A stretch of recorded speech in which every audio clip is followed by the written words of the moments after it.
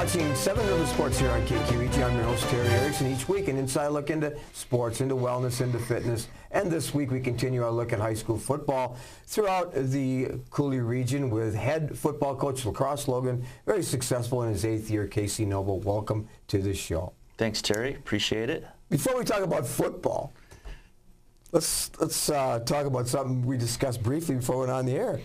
You are going to be a daddy again. Yes, sir. Pretty proud of that, huh? Absolutely. And that will occur in mid-October. Yeah, it's supposed to be, she's due week 1 of playoffs, October 19th. No, I didn't just spoil the beans here now and share it with, by the way, this is not only locally, but it'll be on YouTube, so it'll be knowledge around the world, by the way. You okay with that? Oh, yeah, absolutely. Well, I'm happy for you. I'm happy for your wife, and I'm just overall delighted to have you on the show because you're one of our favorite guests.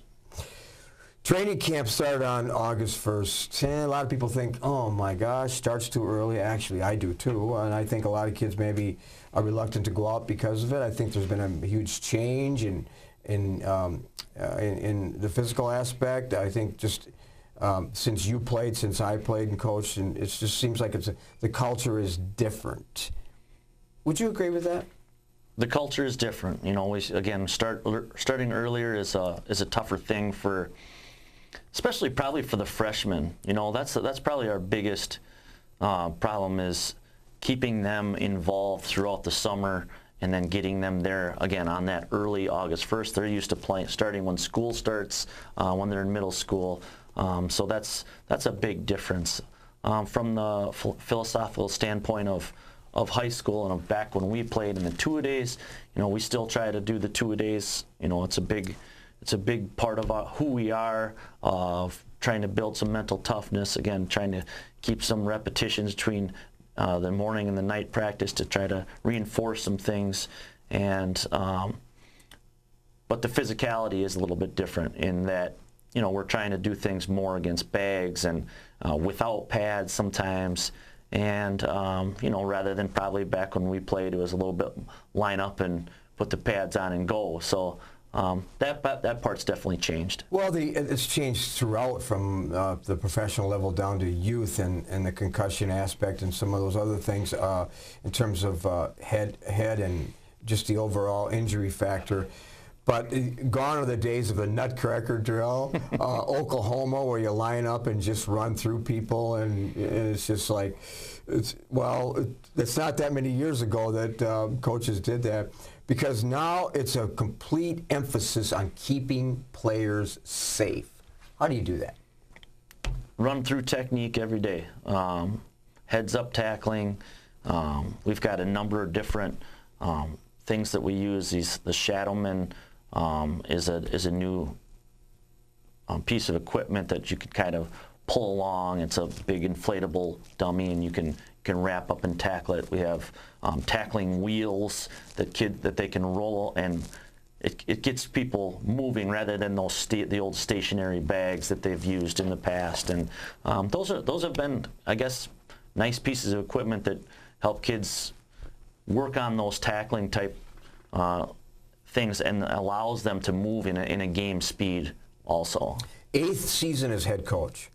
Taking over for a friend, had a lot of success, Wally Genevico, now the new principal of Logan High School. You have had a lot of success, and it's not only because of your knowledge, but because of the relationships you have built with players through the years.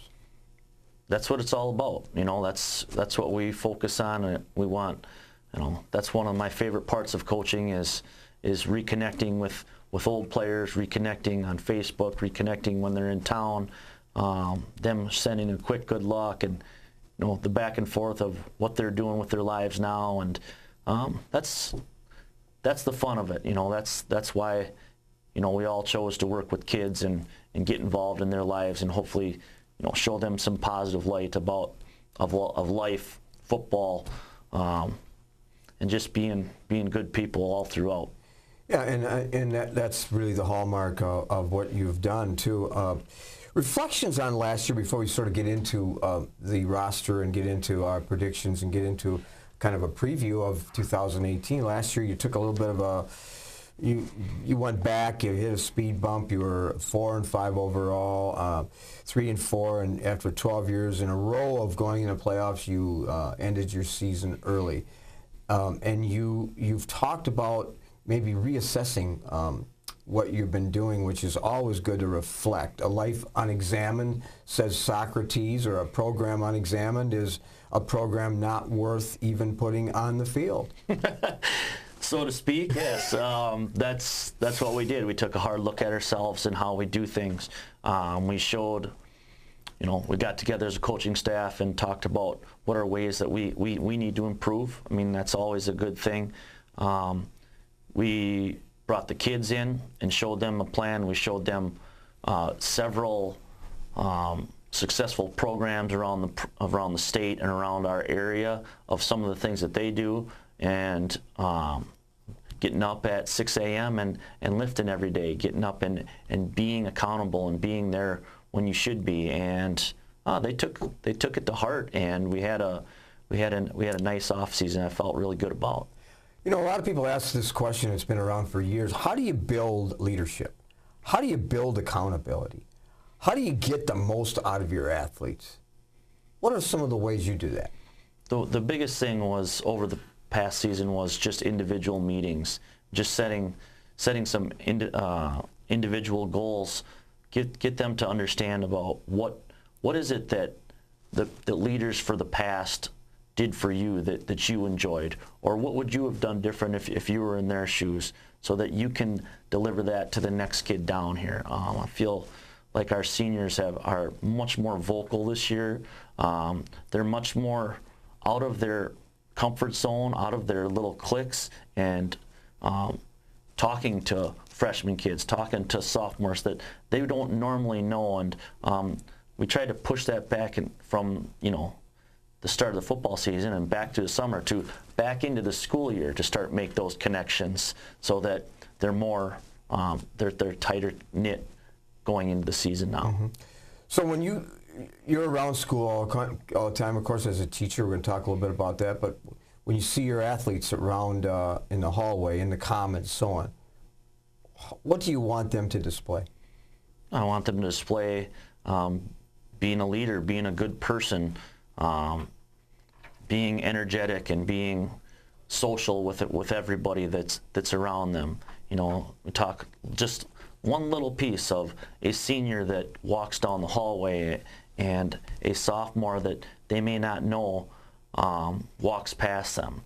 By not saying hello or saying something to them, that just shows that other person that maybe that they don't care about them. When if you can just say one word to them, say, hey, how you doing? Or, hey, see you in the weight room later, or something of that nature, that just builds that one little piece that, hey, this person cares about me, and it develops relationships throughout then. And it begins with the coaches in the school reaching out and talking to kids off the field and making sure you're as concerned about them as a person and as a student as you are their ability on the field. And I assume you talk about that with your coaches because you display that.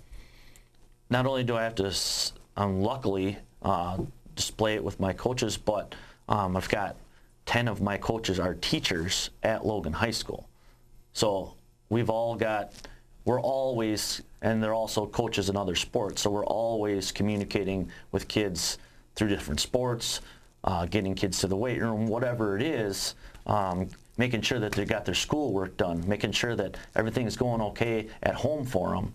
So I've got all these teachers who feel comfortable connecting with somebody else in our program, and that's pretty rare these days to get that many coaches within your school. Yeah, and it's very rare.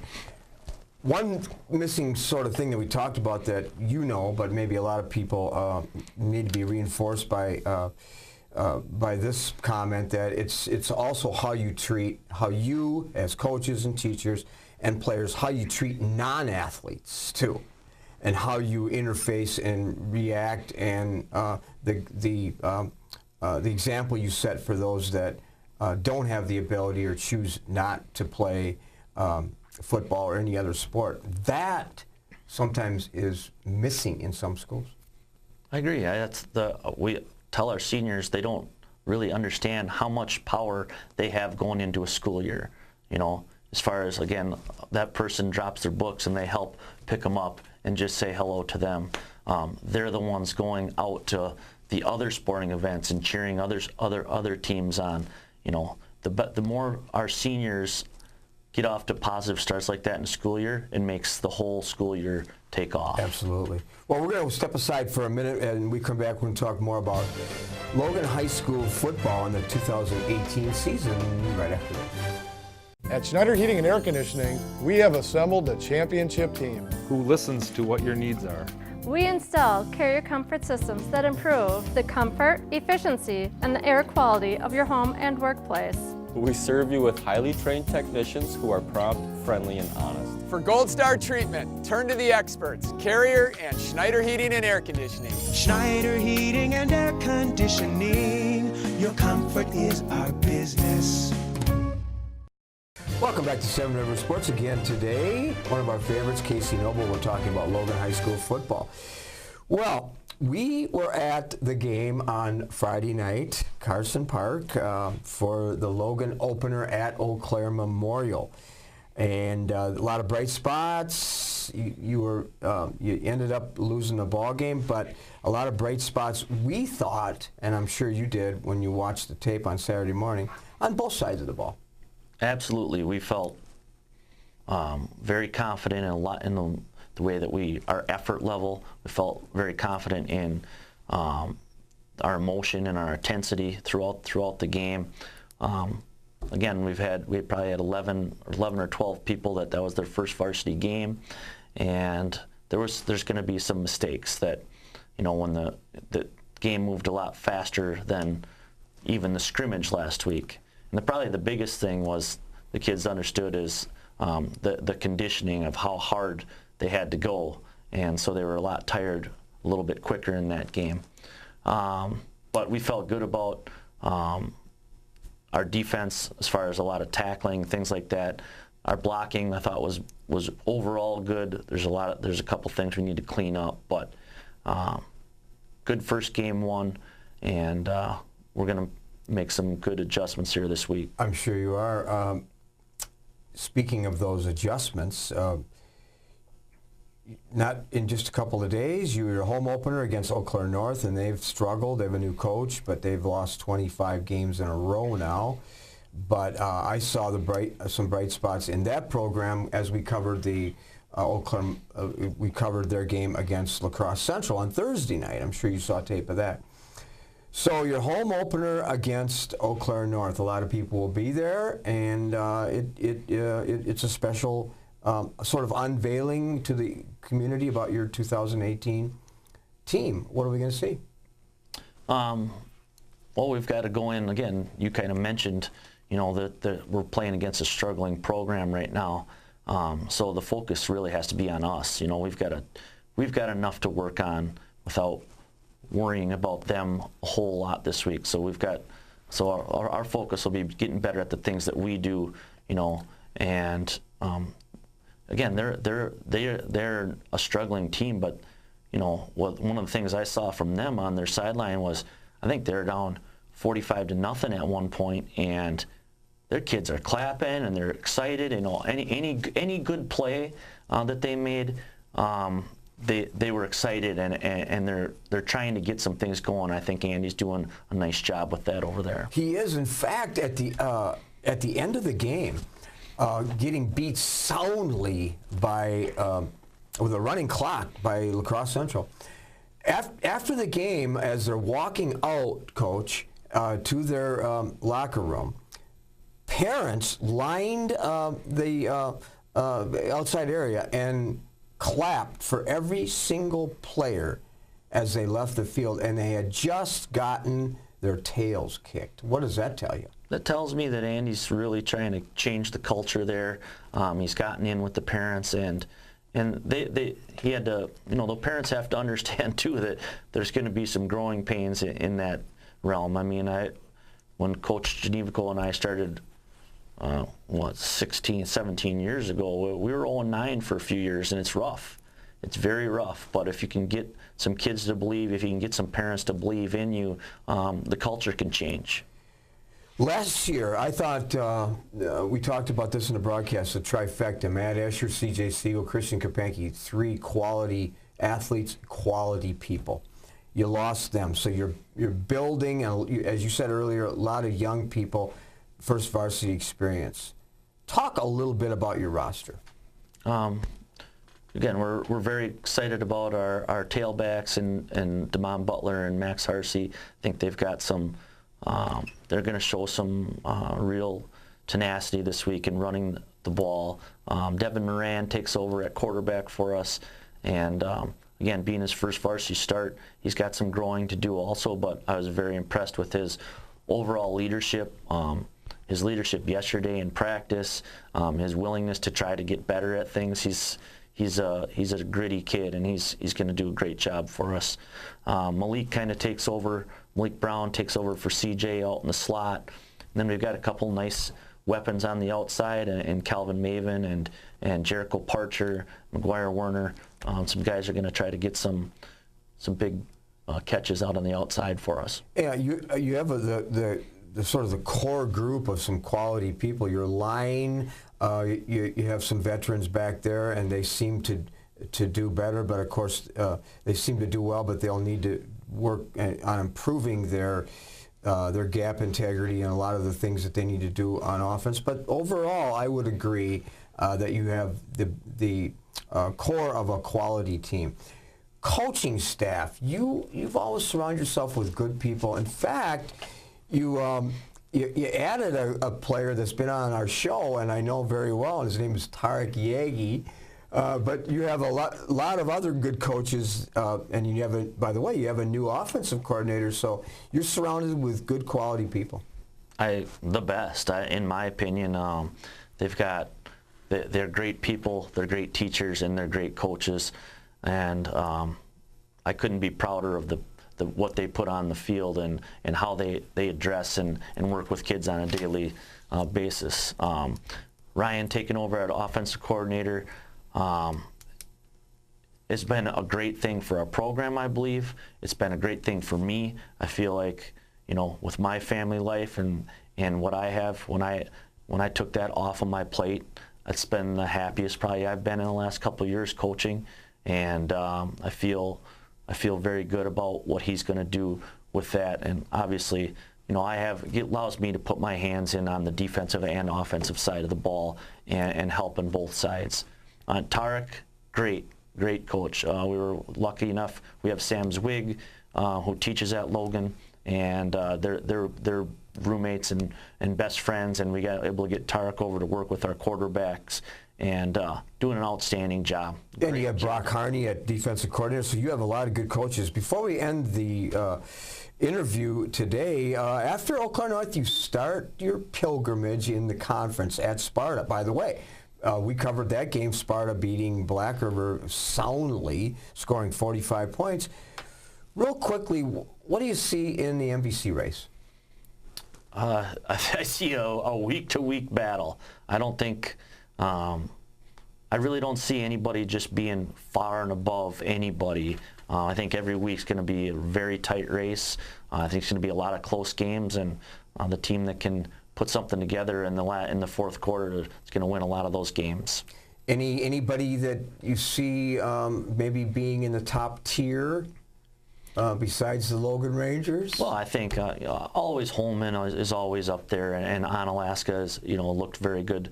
But again, I think there's some dark horses out there, in Central and Sparta and a few of these other teams. West Salem. West Salem's always coached well too, and they got some tough kids. So well, it is. We're blessed with some really quality coaches and players, and it's just fun to cover this here on Seven Rivers Sports. And as we broadcast games each and every Friday, we'll have many Logan games this season to bring you. And one of the reasons is I have a couple of grandsons that are underclassmen that will play a little bit. So, but it's been a pleasure to have you on the show 8 years in a row. And you've always been gracious giving of your time. And so we wish you the best for the 2018 season. Thanks for being on the show. Thanks, Terry. All right. We'll be back with some thoughts, some film clips, a little bit about UWL, some games we covered right after this. At Schneider Heating and Air Conditioning, we have assembled a championship team. Who listens to what your needs are. We install carrier comfort systems that improve the comfort, efficiency, and the air quality of your home and workplace. We serve you with highly trained technicians who are prompt, friendly, and honest. For Gold Star treatment, turn to the experts, Carrier and Schneider Heating and Air Conditioning. Schneider Heating and Air Conditioning. Your comfort is our business.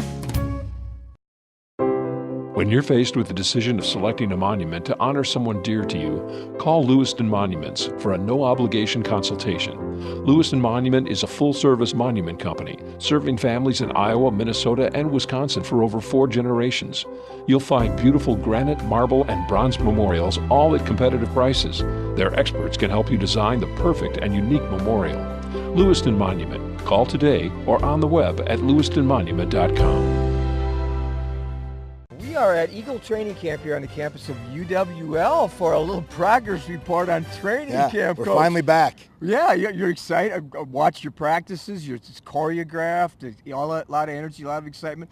Talk about, this is your 3rd year, and you were, as a player, you went through training camp, as an assistant coach, and now here you are in your 3rd year. Talk about how training camp has changed and some of the bright spots so far. Yeah, a ton of differences in training camp now. No two-a-days anymore, so that's obviously going to be the biggest one. You know, that's kind of what everything's built on, is two-a-days. We don't have two-a-days anymore. We only can get 1 practice a day. It's an NCAA rule. And so it changes the way we got to prepare. We lose a lot of time on the field, and so that increases your time off the field. But it's just so much teaching of football and getting it through. You know, this year it's been so hot, and so our workloads have been a little lower than what we've had in the past, because we monitor all that kind of stuff with chest straps and things like that. But our workload's a little bit down, but the heat has just been really tough on us this year, and that's good for us. That's good that we kind of get out of the way. Today we got a little break in the weather with it now, but there's just so much monitoring on and off the field that we just have to do and teach our guys. And it's really interesting this year. You know, for the first time, I feel really comfortable as a coach in my 3rd year now, kind of having been through 2 camps now and been here for a couple of years. I feel comfortable. But we have such a young team. I mean, it's such a new young team, and I mean, we're just teaching them how to practice, how to line up, and how to get through a practice, you know. And so there's so much fundamental teaching, not just in the techniques and schemes, but even in just how college football operates. Like the first day we told them, we're like, hey, we want to win a conference championship here. Do you even know where that takes us to? There's a 32-team tournament. You have to win your conference basically to get in it. There's 5 at large. Like, we had to explain all that stuff to our guys because this young group doesn't know. And so it's really evolved and changed, but it's been a lot of fun kind of teaching that stuff here now, and I'm glad that I'm real comfortable, you know, with our staff and with our setting here to be able to teach those guys that. Well, you appear comfortable as I watch practice, but a typical day, a lot of our viewers are interested in a typical day during training camp for your student athlete. Yeah, we have mandatory breakfast in the morning. They got to eat because we have morning practices. So we eat in the morning. We'll have a walkthrough or a meeting, either on the field or in the classrooms. We eat 6:30 to 7:30. We have that meeting at 7:45. We're on the field at 9:15 for practice, typically off about 11:30 in the afternoon. Then they got to get to lunch, so we have mandatory lunch and refuel and rehydrate, all that. And then we either come back, so every other day we work out with weights. So one day we'll have weights in the afternoon, and one day we'll kind of have it off. And we take a big break in the afternoon, and we encourage them to take naps. We tell them to go to sleep and to sleep and recover. So we want them to eat and sleep and then wake up and go to that. And that's kind of why we practice in the mornings. They're alert, they're fresh. We get the best time of the day for the heat, and then they're going to take naps throughout the time here. So we kind of structure it in for them to get a nap. How about that? I'd sure like that too if I could structure in a nap for me. Something tells me that you don't take naps. Yeah, we're not. No. The staff is not taking naps with it. But then we'll come back and get a chance to meet in the afternoon, meet at night with all of our installs and film review. All right. Friday you were at UD for a practice, yes, controlled practice. And then we want our viewers to know that this Wednesday there'll be a kind of a live situational scrimmage here at 1 o'clock or at 12 noon. It'll be at noon. Yep, at noon. So here. Everyone's invited. But talk about what you saw in the scrimmage and what you're looking forward to see on Wednesday. I really like that we joint practiced Dubuque, and that was great, getting external competition and getting different looks from a really good team. And then at the same time, we don't have to prepare for something. We can line up and play really fast on Wednesday. So on Wednesday, it's just going to be like a preseason NFL game. It's 4 quarters. We'll play the first half with stoppage, and then the second half will be a running clock, 15 minutes. And hey, here we go. It's a game. Everything's going to be live except returns and quarterbacks. So we're still going to kick the ball off, and then we're just going to fair catch everything. But hey, the team looks really good. It was a lot of fun to compete against external competition. And what's really exciting right now is to get a new offensive coordinator and the offense and the signaling in to really work on that part of our game once we get into this scrimmage here this week. I see that the enthusiasm is contagious. As we conclude the interview, last year you were 8-2 and you had just a banner breakout season, unbelievable, a lot of excitement throughout the community. You opened at Luther on September 1st, and talk about what your thoughts are for the 2018 Yeah, hey, expectations have been raised, and that's what we wanted for. That's what we came here for, is to raise that level to perennially compete for a conference championship, and we sure feel like we have the talent to do that. Let's see how this team progresses. It's just going to be an ongoing process. This team will it really will be linear at times for this team, because we're just going to keep getting better. It's so young that we'll continually get better, but we don't play a home game till September 15th here at home. Our first 2 are on the road against a really good Luther team down in Decorah, against a really good Illinois Wesleyan team that's ranked in the top 20 in the country. So we really got our hands full right off the bat, and then we come home with another really good Dickinson State team before we get ready for Oktoberfest weekend. Everybody put it on your schedules. Oktoberfest weekend, September 29th, home against UW-Whitewater, 4 o'clock kickoff for that one. Jim Harbaugh says attack each day with a level of enthusiasm unknown to mankind. As I watch you throughout the season in training camp, that's exactly what Baby, we're trying. We're trying, my friend. And we will be broadcasting, by the way, on Wednesday, the scrimmage, and then each and every game we will be broadcasting here on KQEG. And the Mike Schmidt Show starts next Monday, August 27th, Clary Center, 12 noon. So we hope that you can attend games and make it to the show beginning again next Monday. With our busy lives, it's a comfort to know that we can still remember loved ones in a traditional way with a monument. Lewiston Monuments in Lewiston, Minnesota has been helping families purchase a monument for over 4 generations. You'll find a large selection of beautiful granite, marble, and bronze monuments, all at competitive prices.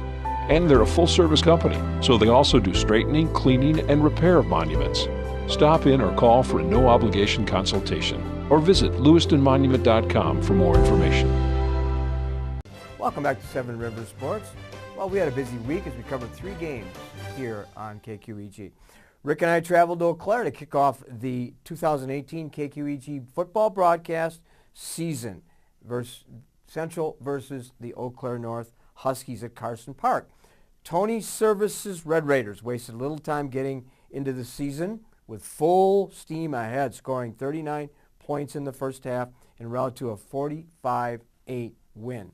Johnny Davis had 3 rushing TDs and 3 in the air.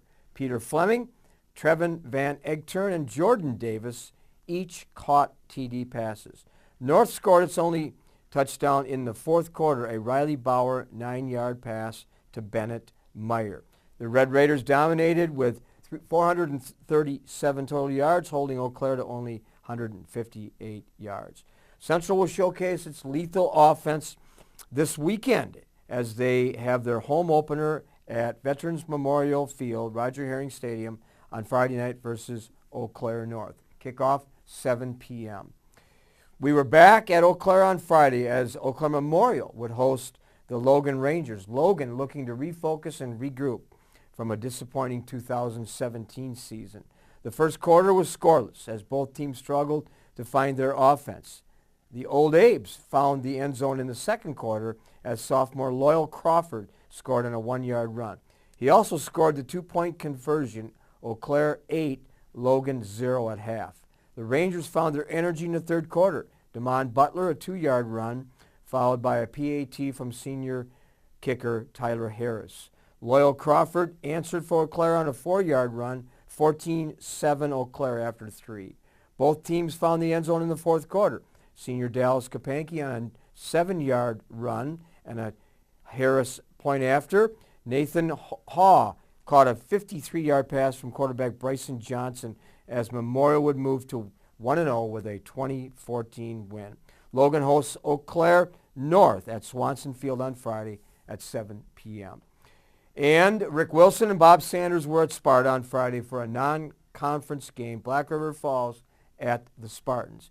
New Sparta coach Adam Dow would show off his 2018 squad. Black River scored first on an Elliott Bird 2-yard run.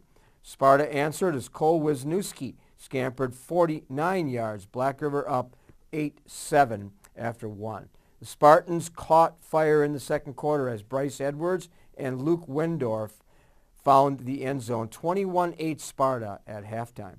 The Spartans continued to score in the third quarter. Adam Wisniewski, Edwards showed off their skills with 2 touchdowns in that quarter. 37-8 Sparta. Only one score in the final stanza as Nathan Johnson's 15-yard pass from Elliott Bird. 339 yards for Sparta and only 159 for the Tigers. Final score, Sparta 45, Black River Falls 14. Well, that's it for this week here on Seven Rivers Sports.